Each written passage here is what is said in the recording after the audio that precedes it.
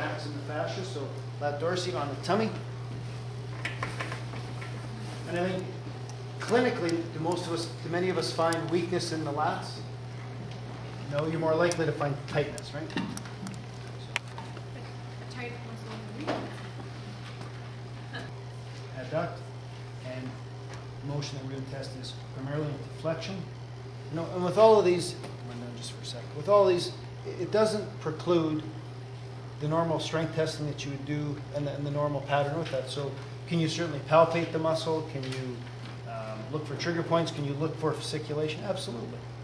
So this doesn't preclude the normal physio assessment that we would do with any muscle strength testing. So extension, adduction, internal rotation. Main movement is going to be pushing into flexion. Grading, just like you would any muscle. And glute max. So what are the compensation strategies we might see with lats? So he might extend to get there. So if this is really tricky, you might be extending through the low back. For glutes, knee flex, raising the foot toward the roof, holding. It's me. It's my son. That's cute. And grading. So what are our strategies for glutes? What are the compensatory strategies?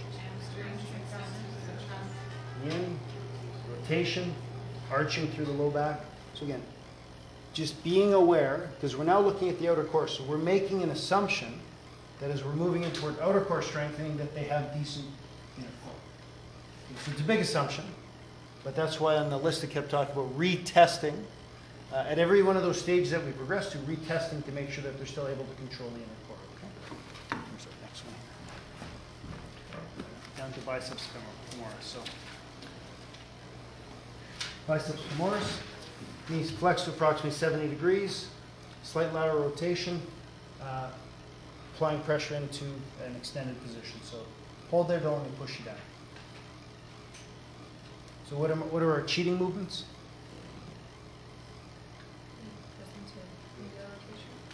He can rotate.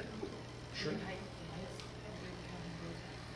Yeah, he's going to fire everything on that side if he's weak. But again, just trying to raise the profile of with these slings and think about how they create that forced closure.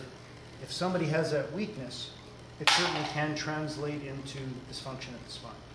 So very quickly, so we talked about, Rolly's going to talk more about it tomorrow in terms of the sacrotuberous ligament, but if you think about how these slings work and the direction that they go, if somebody has any sort of injury to the ligament, if somebody has any significant pelvic rotation, what does that have the potential to do?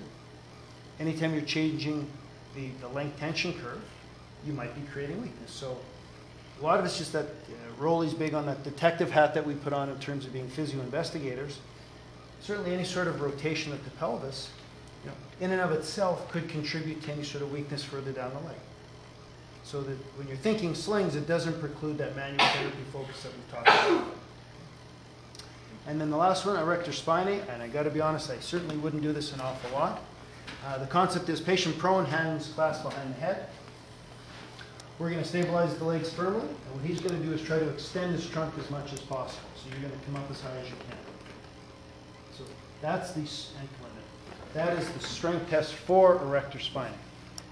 I think clinic, and you'd certainly want to be at a certain stage of recovery before you'd even think about that. But if somebody has that good inner core strength,